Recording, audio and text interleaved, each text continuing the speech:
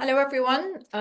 Just going to give it a couple of minutes to allow all of our guests to join the webinar.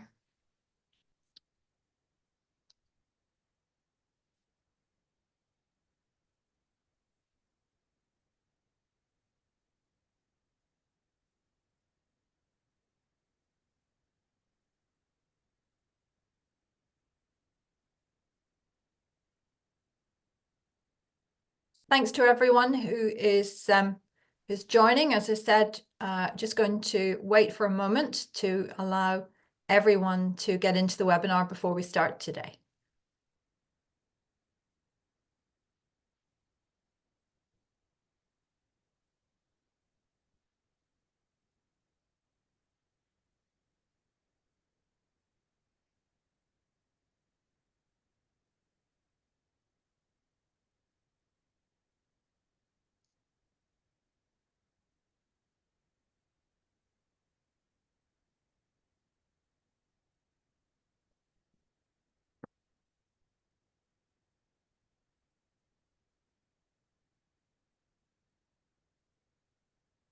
So thank you to everyone who's still joining us. We'll be starting very shortly, just giving everyone time to join today's session.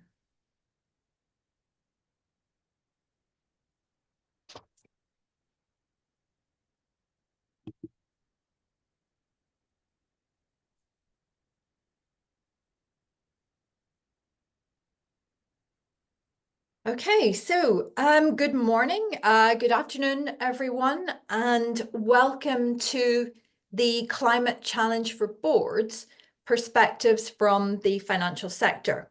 I'm Karina Vaughan, I'm Chief Sales Officer at Fathom, and I also lead on our capital markets programs. So for anyone that is not familiar with Fathom, we are the leading provider of water risk intelligence worldwide under any climate scenario. And as of 2023, we are proud to be a subsidiary of Swiss Reinsurance Solutions.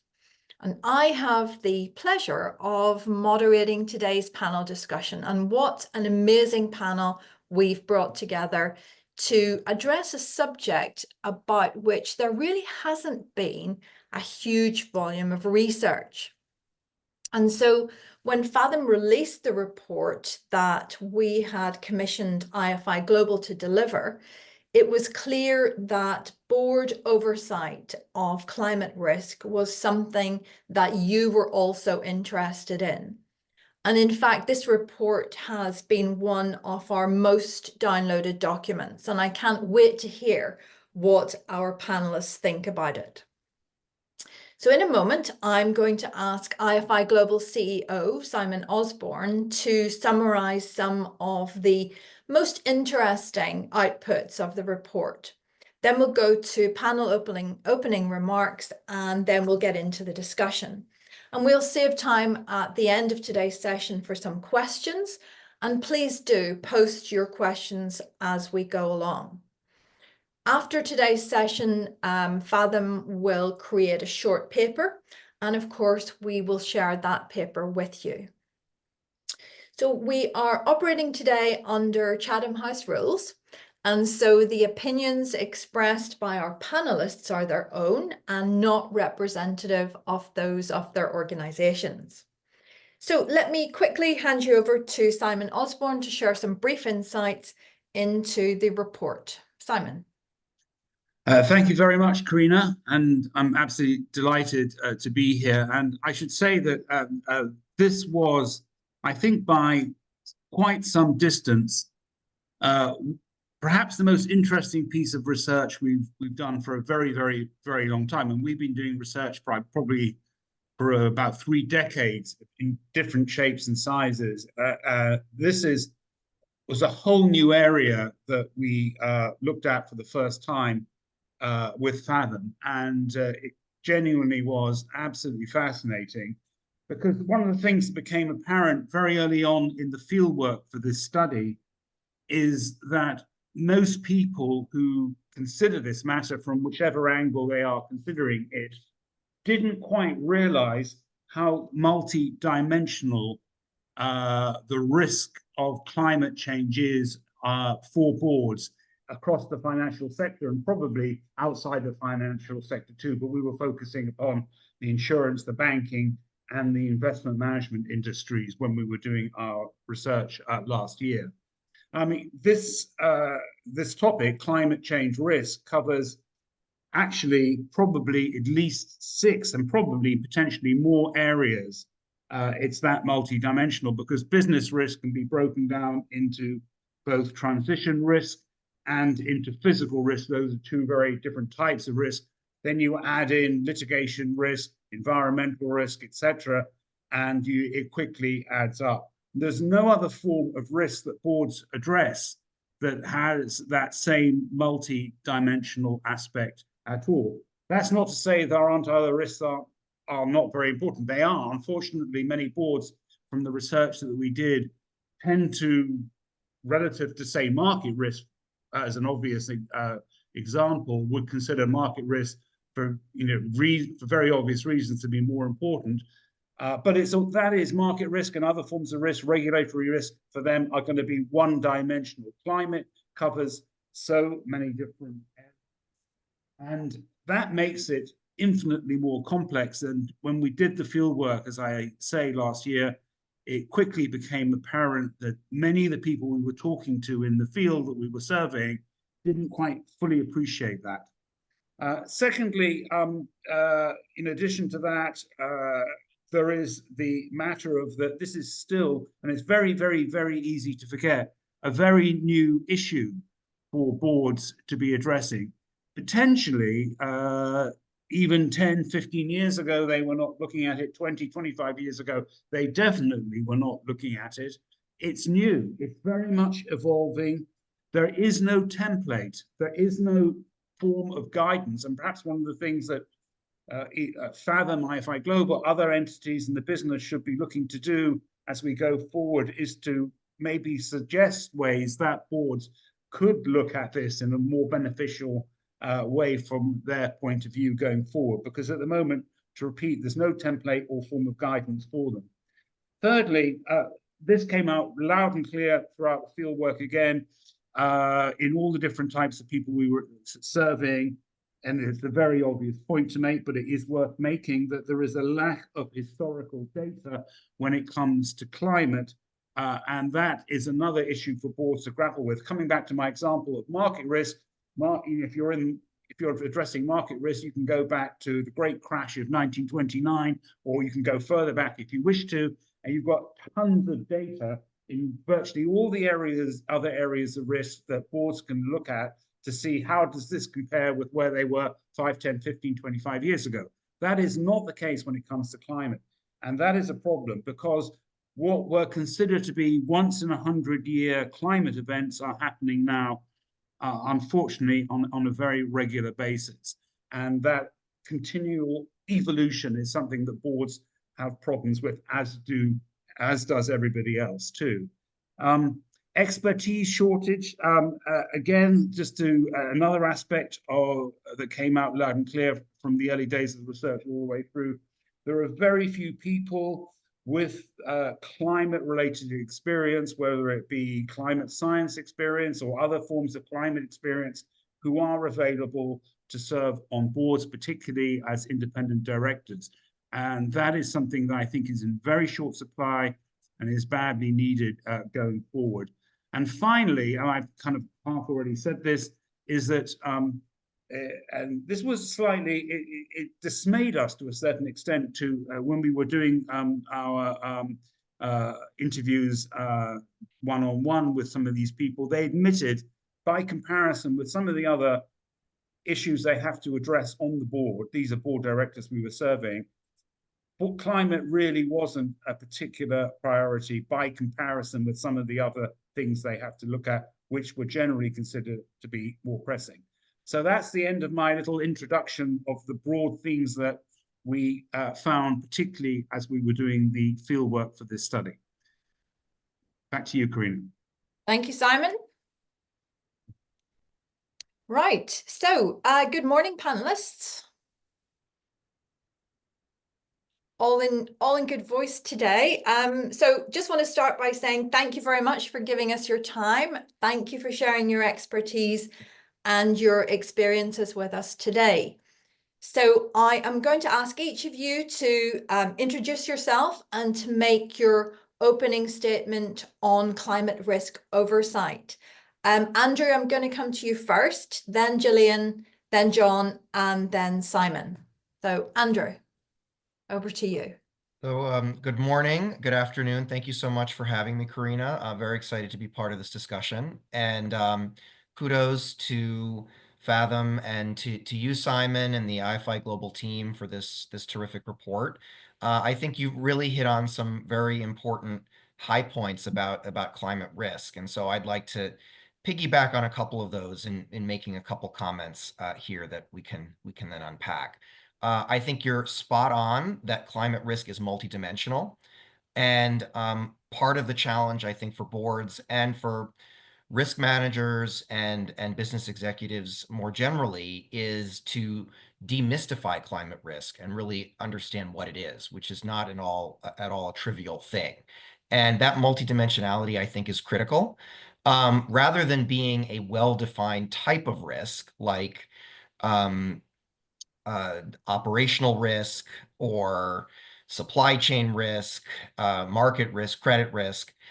Climate is more of an umbrella. It's a category. And in my mind, what defines it is not the transmission channel, but the root cause, the drivers of it, which are various. And it's also defined by the fact that it's emerging. You look at what the name climate change, what is it about? It's about change, right? And so fundamentally, something that is a climate change related risk means the past is not going to look like the future. And understanding what the present and the future look like and how they diverge from the past is really critical to understanding climate risk. So I'd say that first. And I'd also make one other comment on the playbook. I think you're also right that there's not a playbook. I think there's a caveat to that, which is there have been some very worthy attempts at developing playbooks over the last 7 to 8 years, most prominently beginning with the Task Force on Climate-Related Financial Disclosures, or TCFD. That has since evolved into the ISSB, the International Sustainability Standards Board, S2 standard on climate risk. There are other standards out there. The Network on Greening the Financial System, NGFS, has done a lot of work on climate risk. Much of that is excellent work. The challenge is that doesn't translate directly into a checklist of what boards or other organizations should be doing. And in fact, in some cases, they've led folks a bit astray in suggesting that 2050 is the key time frame, whether it's about reducing emissions or adapting to impacts. You know, we're looking at 1.5 degrees or 2 degrees or net zero, whatever it is. The focus on 2050 has, I think, sometimes obscured the fact that this is a clear and present risk in the present and is going to impact us, if it hasn't already, in the very near future. And so I'll leave it at that for the introduction, but looking forward to this discussion. Thank you. Wonderful.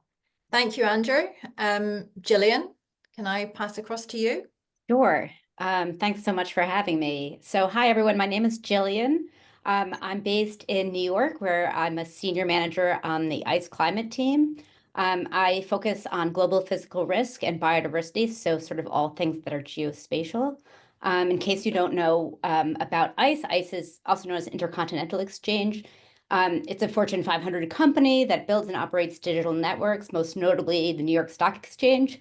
And so the division that I work in sits within fixed income and data services, and we provide climate data and analytics for financial market participants.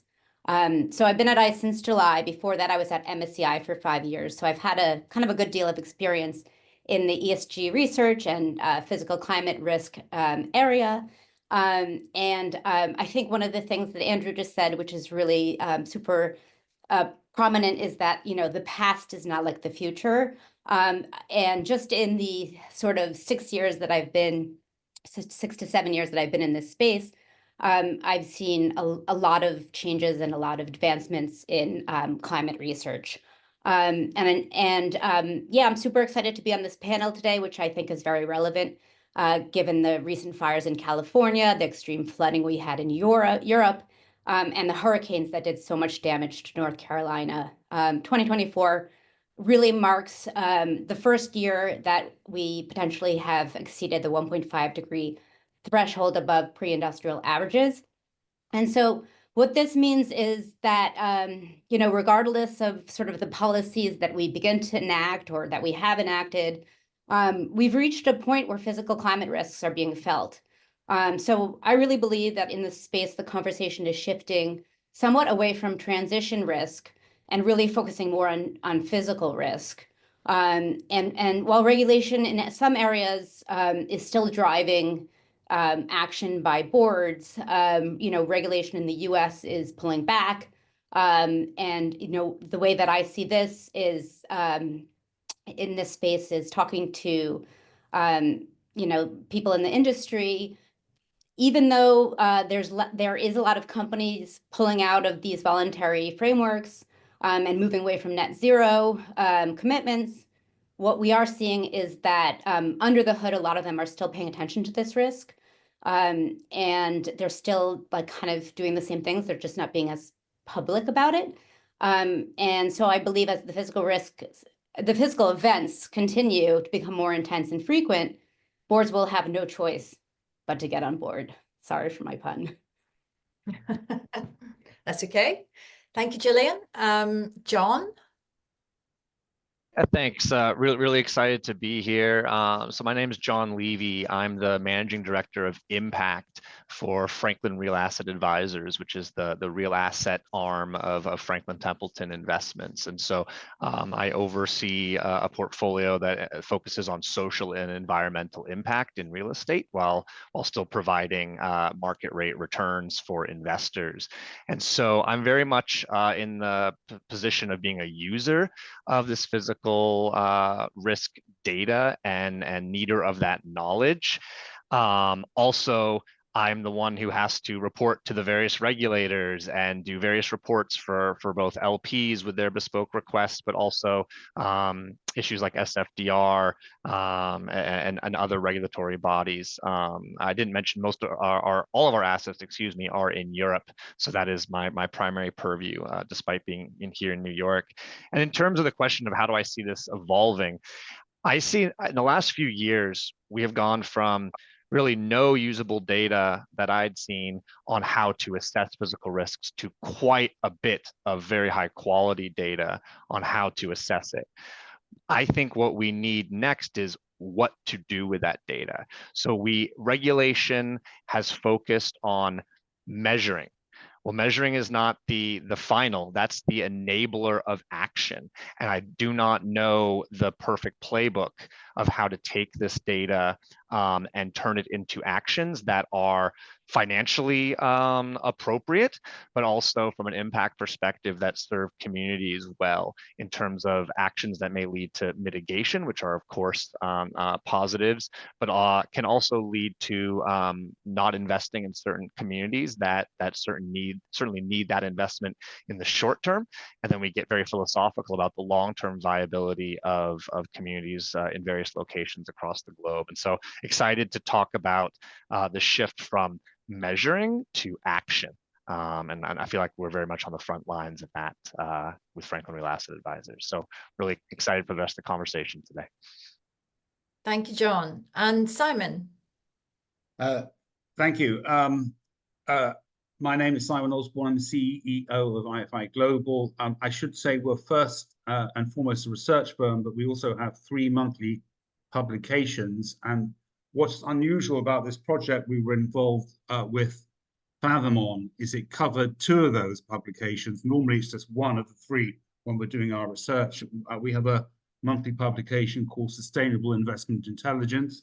And we have another one that's been coming up to 15 years old, which is on fund governance. So we were able to tackle this from the sustainable side and from the governance side.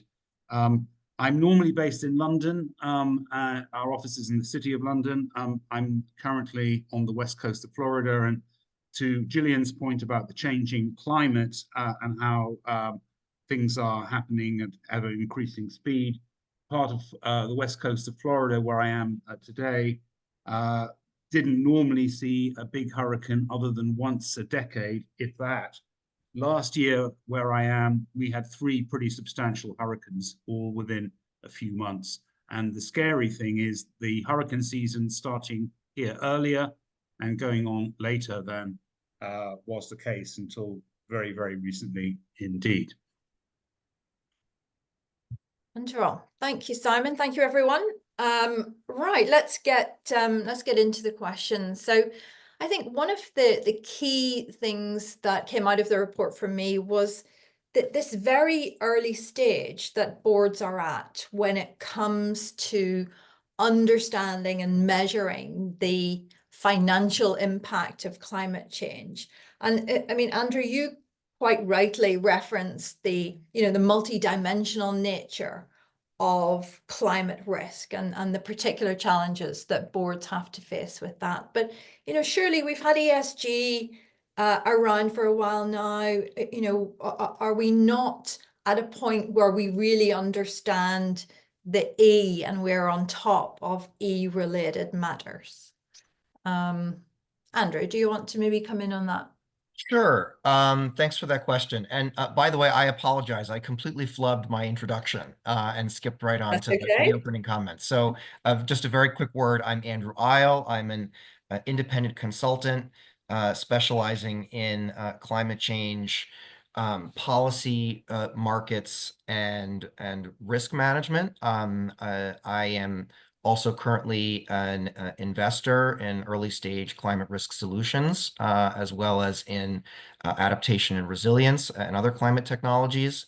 Until recently, I led the climate risk advisory practice in North America for TCS, Tata Consultancy Services, where I advised banks, insurers, and other asset managers in identifying and managing climate change related risk, particularly financial risk. So to answer your question, have we handled the E in ESG? And I think the answer is in part. I think it's important to distinguish some features of climate risk from what's commonly lumped into ESG or sustainability. ESG, at least as I define it, tends to be mostly focused on the question of how does my organization impact the environment? Whereas the climate risk question at its core is how does the environment impact my company, right? So it's less about what in the sort of European parlance of double materiality is the environmental and social materiality.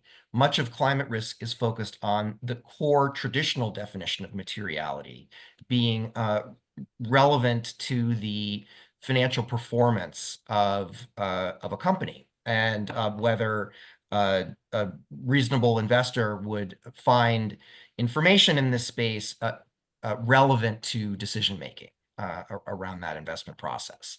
And so that's a very important distinction, regardless of what one thinks from a values standpoint about environmental and social issues. These climate issues are here to stay, right? Particularly if we're talking about physical risk.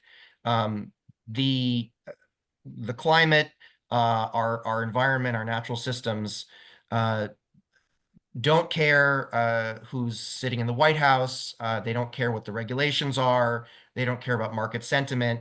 It's going to do what it's going to do, right? And to a large degree, that's also true of other climate change related risks on the transition side, about adoption of new technology, about market sentiment, and anything that's driven by investor or consumer or cultural trends that shape the business environment, right? So all of those factors can be very material on any time frame that one might wish to examine. And so I think for a couple of reasons. One, because a number of those factors do not cleanly fit in the E or the S or the G for that matter of ESG.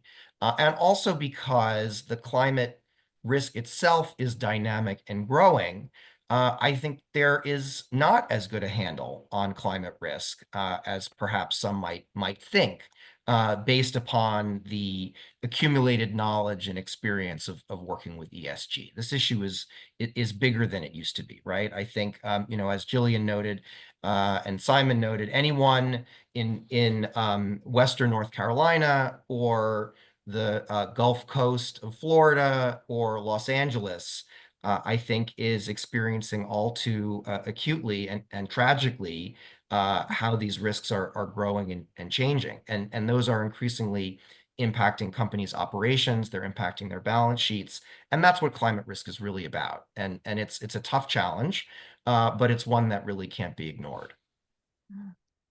Thanks, Andrew. Anyone want to add anything to that? All right, let's move on to the regulatory piece. Gillian, very interested to hear you talk about, companies look like they're pulling back from the regulations, but actually under the hood, there's still a lot going on. And I mean, I thought one of the great things in the report was the likening of climate risk to an iceberg. And so you've got these recognizable risks, such as extreme weather events at the tip of the iceberg, but then lurking in the depths is this view of climate risk as a multi-dimensional multiplier of risk. And a key part of that, of course, is this shifting regulatory landscape. And so, how can boards, where they're with organizations operating across multiple different jurisdictions, manage at a time when regulations are shifting so quickly? Yeah, so that's one of the interesting things I think that comes out of the report, sort of looking at the different jurisdictions and the different climate regulations that they have. And we're seeing some really interesting things like Asia and the whole APAC region is getting much more stringent in their regulations. The US is getting a lot less stringent. Europe is sort of staying the same. One of the things I think when I was mentioning before that, while there's still stuff going on kind of beneath the hood in the US, a lot of companies are still tracking, doing whatever kind of metrics they have to kind of follow regulations, mostly because they're multinational, so they work in Europe and in Asia, so they have to sort of, even if they don't have to fulfill requirements at home, they have to fill them abroad. Sorry, but really, the current administration has sort of made the ESG landscape a sort of four-letter word. So really trying to understand what it's going to look like moving forward and how, it's still a gray area how companies will react. But what we've seen is that a lot of our clients are still interested in the data and are still moving forward with the current research, just not being as vocal about it. We even had one client tell us that, they were very happy that they don't have to disclose to as many kind of requirements this year because it's a lot of work. And so, they're still doing a lot of the research, but they don't have to fill out as much paperwork. Yeah, thanks, Gillian. John, I'm glad that you've taken your mute off. I was just about to bring you in because you talked about reporting to the regulators. Yeah, I just kind of wanted to piggyback off both of the comments there. I think, I'm sure on this call there people can disagree on whether more regulation or less regulation is good. But going back to Andrew's comment, this is financially material information. And in a free market, if that's the case, then any prudent board member or person with influence should be taking this seriously. I don't know that regulation needs to happen. Regulation often, is needed if we need to look out for the greater good, if it can hurt others. But if it's really about your bottom line, regulation shouldn't be what pushes you there. Just an awareness of the risks and potential opportunities should be there. That being said, regulation does play an important role in bringing that awareness us and kind of forcing everyone to take that first step on information. But I will say, as I said in my opening comments, a lot of the focus is on measurement, but what we need is the action. And so I think we should think of regulation as maybe giving us that nudge to become more aware.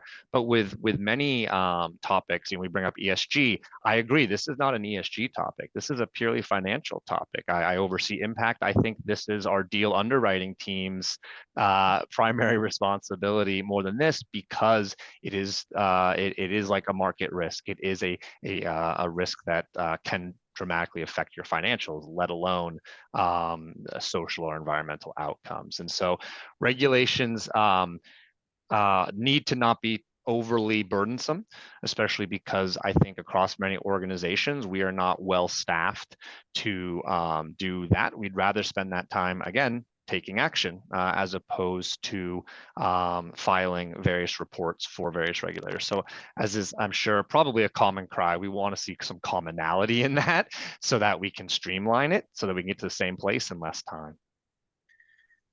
Thanks. Can I just, in response to what you've just said, John, which I do not disagree with at all, but what seems to be happening, someone touched upon what's happening in the Asia Pacific region, where there is really stringent standards for board directors in terms of their liability, including personal liability in certain jurisdictions for what their companies are doing in that particular jurisdiction. And then in other locations, and we will yet to see what happens down the line here in the US going forward, it's something very different. But where there is personal liability, it appears that for obvious reasons, the directors are taking this matter phenomenally seriously, as indeed you would do that for a whole host of different reasons. And in the report, for anyone who's following this webcast today that hasn't read it, we go through, I think it's 100 different jurisdictions, just to show the difference in the rules and regulations, jurisdiction by jurisdiction. And it's very complex. It's some jurisdictions are very similar, but other jurisdictions there's considerable differences, and that's a big challenge for the global order, if that's the way to put it, going forward. But what about the new regulations coming in, particularly around biodiversity reporting? I mean, are boards preparing for those? Are they looking ahead to when they need to report to the regulator on that? If that's addressed at me, and that's a huge question. And if anything, because we've been so focused on as a world on climate change before Paris and all of that good stuff, biodiversity is just a bigger threat to the future well-being of this earth as climate is. And as implied in your question, Karina, we now have the equivalent to the TCCD or TFCD for biodiversity. Andrew or Gillian will know what the enactment is, but that came in autumn of the year before last. And that is also going to put directors' feet to the fire as well. If it hasn't done so already, it'll be coming up. Probably outside the sort of scope of this conversation today, but it's another area too. If you don't want to see all the wildlife and all the insects disappearing, it's something else that companies are going to have to be addressing too. I'll just add to that. It's the TNFD, the Task Force on Nature-related Financial Disclosures, and they developed it with the idea that it would eventually be a combined reporting with the TCFD. So we'll see if that happens, but it's a voluntary framework right now. It's market led. It's probably more popular in Europe than, or at least that's what we've seen, is that it's more popular in Europe than in North America, well, Europe and Canada, I should say, rather than in the US and EMEA and APAC. I think what we're hearing a lot of is, oh my gosh, not another one, right? This is another framework. We have too much disclosures to do. So it would be really great if they were combined, because we can't solve the climate crisis without nature, and nature won't last if we keep emitting to the atmosphere. So definitely they're very intertwined.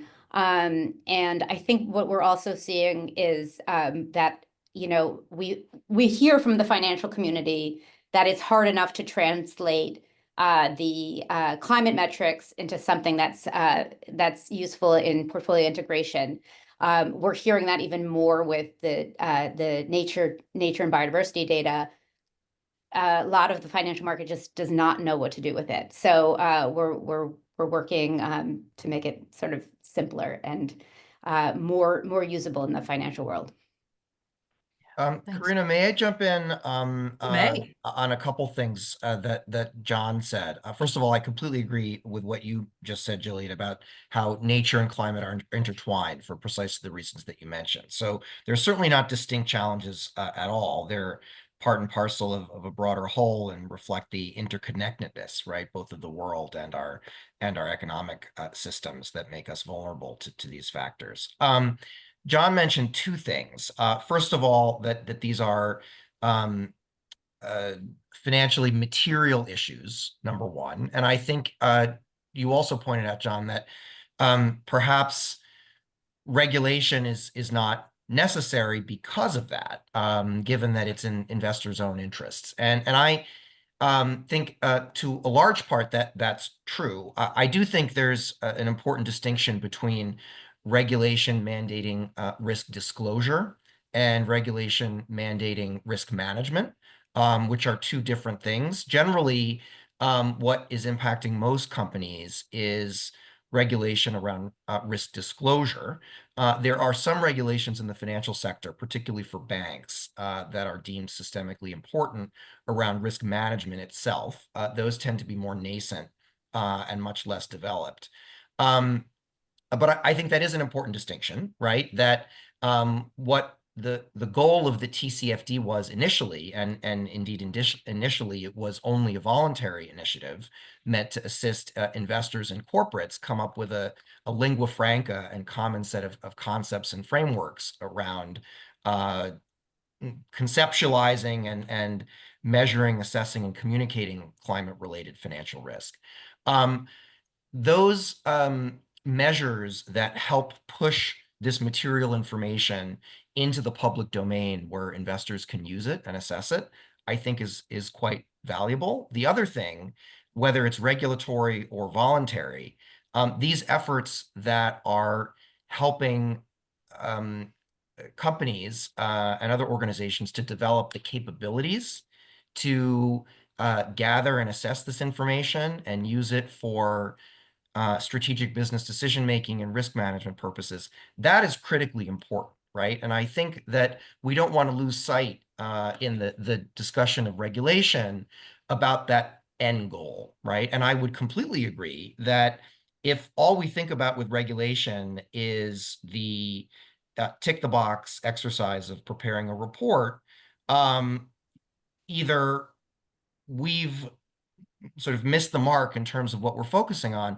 or the regulations and requirements themselves have missed the mark, right? Because that's ultimately the goal, is to deliver this financially material information to investors and to build these capabilities amongst the companies themselves so that they individually and in the aggregate are managing and mitigating their climate risk exposure, right? And so that is the ball that we need to keep our eye on. And I do think that sometimes there is a focus on being precise when what we really need is to be accurate, right? We need to understand where the risk lies and then focus on that rather than trying to get things to the nth decimal point or produce a report according to very specific guidelines. Not that those things aren't important, but we need to remember why these guidelines and regulations were created in the first place and focus on that.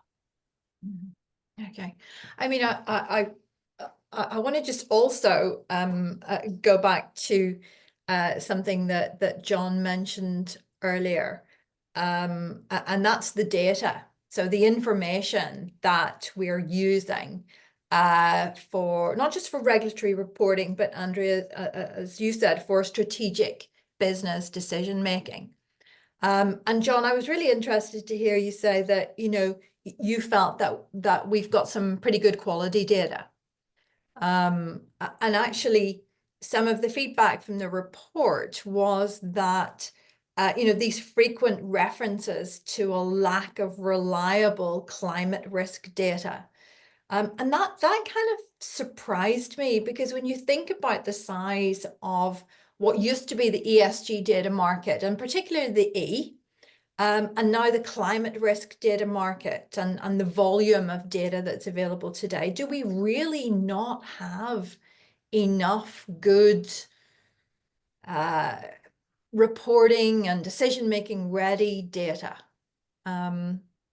Yeah, John. I think, yeah, so lots to cover there. I think it does tie back to the previous comments about what to do with this information. If we know the risk is material and we know that getting data is the first step, how are we using that data to affect a change, to make it different? To our investors armed to interpret that information?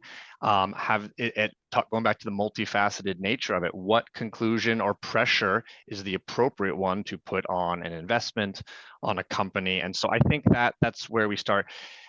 The challenge here is not that the data is accurate, it's that it is not predicting a specific event at a specific time, right? We're not saying the recession is coming next year. You know, that's a here and now issue. We're saying that the chance that this asset may experience extreme flooding in the next 30 years is more elevated than another one. That may be accurate and very valuable, but it's also very long term. And again, how does one interpret that into the appropriate action? And so I do think we have accurate data, but I would imagine the average person who isn't thinking about this risk as much as the rest of us is thinking this is a bit abstract, this is a bit long term. I have many other risks that I can point to that may have a more clear payoff as well. And so what is part of a natural evolution of anything is we need more participants in the market to appreciate this risk so that interest can align. And so if I'm too early in identifying a risk 20 years out, and my lenders, the insurance companies, investors are not thinking about this, it's likely not financially feasible for me to put in all the mitigating projects in place to protect, say, a building or a business. But if the whole ecosystem is aware of that and values it, then identifying these risks early not only de-risks, but actually can create opportunities in the short and long term, as perhaps the value of your asset or the ability to get insurance, let alone get good rates on that insurance, to the financing. We are seeing lenders taking this more and more seriously. Are we going to be higher on the priority list for getting debt financing than the others if we are aware of these issues and can show mitigating efforts? So I do think it's not an issue of quality data. It's an issue of weather is incredibly unpredictable. We cannot tell you when and where something is going to happen. And so it is a bit challenging to picture the risk happening and know the appropriate action. And so I think it may be just a bit nuanced in how the question is asked. And John, I mean, do you think, you know, is there an opportunity, is there a responsibility for the financial sector to work with the data providers to try and perhaps create something that is meaningful, usable? Is that possible? Probably, but I mean, as a representative of only one small piece, you know, as an owner of physical assets, that's very different than, say, a business owner or a bank or an insurance company. And so a lot has gone into trying to look at the costs of an event happening, but the allocation of those costs is going to be very nuanced and specific to the role of the business or the player in that market. The insurability is a huge one. Right now, that risk may fall wholly on the insurer, but we know that that's a very stressed market. Will that exist when this event happens? Can we rely on it? Can we put a probability on the insurability? So I think it's yes, we can work together, but it kind of goes back to I wouldn't want to get too bogged down in specific regulation, because every player has a very different relationship to this risk that I think is multifaceted upon multifaceted, if you will. Gillian, any thoughts from you on this? Well, I have tons of thoughts in this area. But I first wanted to say that, like, just to do a little plug for Fathom, very reliable, great data. I'm a very proud user of it. But I actually believe that the whole idea of lack of reliable data is sort of a misconception. I think really what it is, it's a lack of understanding of the metrics and guidance on how to properly use it. And I think this is pretty much because we've got these climate metrics that are developed by the scientific community who don't have any experience in the financial world. And then we have these financial experts who don't know anything about climate, they don't have an expertise in climate, and they're trying to figure out what to do with these metrics. So in 2017, when the TCFD was launched, it sort of developed this framework.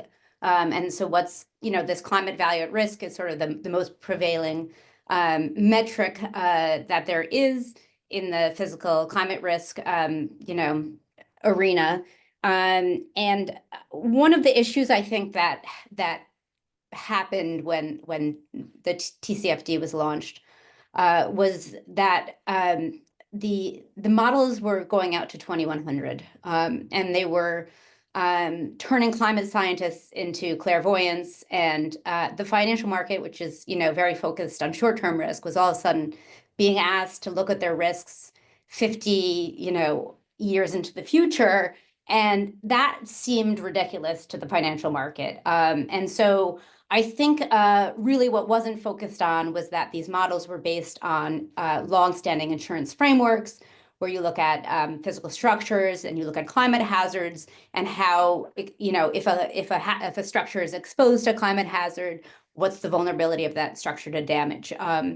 And so sort of the whole modeling of climate value at risk is based on historic data of events that happen and the vulnerability of buildings. And then what happens is, like, the climate modeling is based on scenarios that are projected out into the future, and that's sort of where the unknown comes in, and that's a big part of it, right? And then you also have data limitations across certain regions. So we talked about Asia having strict regulations. Well, they also don't make a lot of their data available. So in many parts of the APAC region, so what happens is that there's a lot of estimation in climate modeling. There's a lot of extrapolation from regions that have a lot of data to regions that don't. The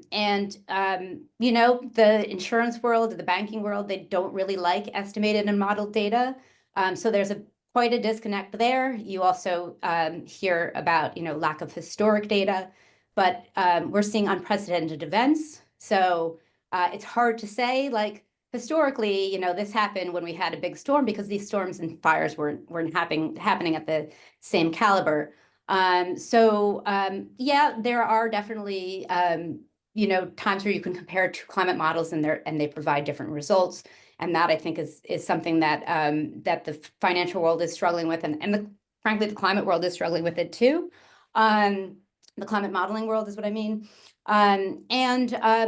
really I think when we think about it, this is still very nascent field, right? Like, hasn't even been 10 years since the TCFD was launched.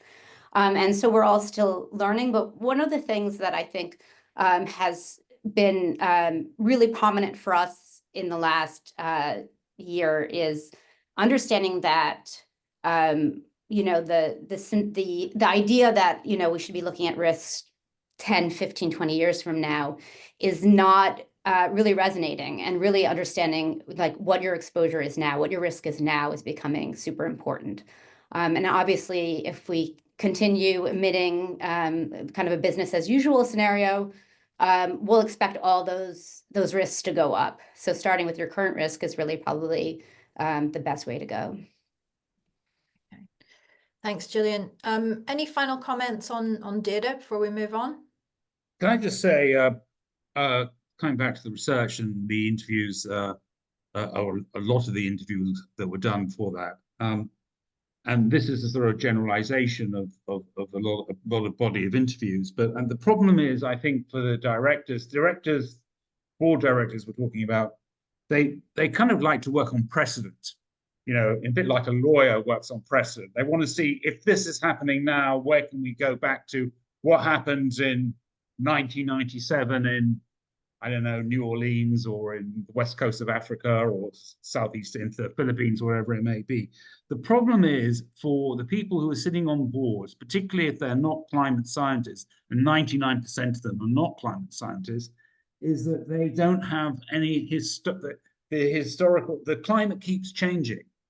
You know, coming back to my example of the west coast of Florida, today's climate, God knows what will happen this year and next year, but it's not the same as it was even 10 or 20 years ago, let alone 30 years ago or more. It's the lack of data, and also the fact that the climate is not the same as it was then, and God knows where it will be in 3 to 5 years' time, which if you're an infrastructure fund manager, and EdTech did some very good research on this, I think the year before last, when you're looking to invest in something that's going to be operational for 30 plus years, how on earth are you going to do that? Because there isn't as somebody said, people don't want estimations, they want accurate data when they're going to be investing very large sums of money in something, and they do not have that. And that makes people on boards, and indeed not just people on boards, but including people on boards, very nervous. And that is one of the big problems as to how this is, and I don't know how this problem is being addressed, to be honest. Karina, may I jump in? I know that we're short on time. Such a good discussion. We really could talk about climate data all day long. But just to try to distill down a few key points that I think are really key considerations with regard to data. First is this issue of predictive value and whether the data are accurate and precise. It's very hard to generalize across climate data in general. And I think what was adequate in the early days, what I call climate risk 1.0 or TCFD 1.0, was sufficient for risk identification for things like heat maps that helped asset owners or executives or boards get a rough sense of where their greatest climate risk exposure resides, right? In a corporate entity or in a portfolio, for example. That is extremely valuable, but it's also limited, right? And what I call climate risk 2.0 is moving from risk identification to robust and rigorous quantification that is geographically specific and chronologically specific in terms of a time horizon, such that you can allocate capital and make business decisions. That is a qualitatively different standard. That is a different world from just risk identification. Maybe a red, yellow, green score or a numeric score to 100 is completely different from saying the risk of sustaining a loss of X magnitude over the next 36 months is X, right? And that probability can be translated into financial information that is actionable, right? And that is a transition that we're still just beginning, I think, in many respects. That is what's going to bridge that gap that Gillian was describing between the science community and the data community and then the financial community. And when that happens, I think this is going to click for people, right? so long as those data providers can conclusively demonstrate that they have the goods, right? That their data are accurate and reliable on the timeframes and in the settings and for the perils and hazards that they claim, right? And that's where I think the battle is going to be fought in the marketplace amongst those who actually do have that best-in-class data. The problem is it's very hard to assess that, right? And who's the judge of whose data is good and whose data isn't? Those are really hard questions. But let me tell you, as someone who's been a climate risk professional for a number of years, you know it when you see it, right? And you really dig in and you can tell whose tools are more sophisticated in many cases and more accurate and going to be more useful for business decision making. The problem is it's complicated, right? And it's not easy to transmit that in a soundbite. So I think there is amazing data and analytics out there, but you can't paint it all with one brush. And you really need to think about the use cases and is it fit for purpose, and the geography, the peril, and the time frame. Yeah. So let's say that, you know, boards are able to get incredibly accurate, robust data. Are they, you know, what are they going to do with it? What can they do with it? Will they do anything different to what they're doing today? John, I'm gonna bring you in on that. What are they really going to do with the data, whether it's good news or bad news?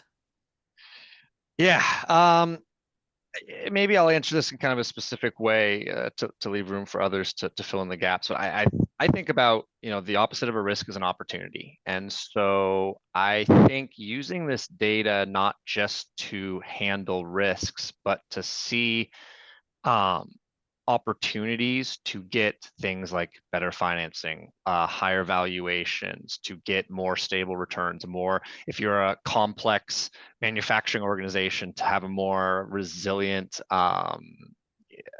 production process. That, I think, is what can be done with this data. You can look holistically.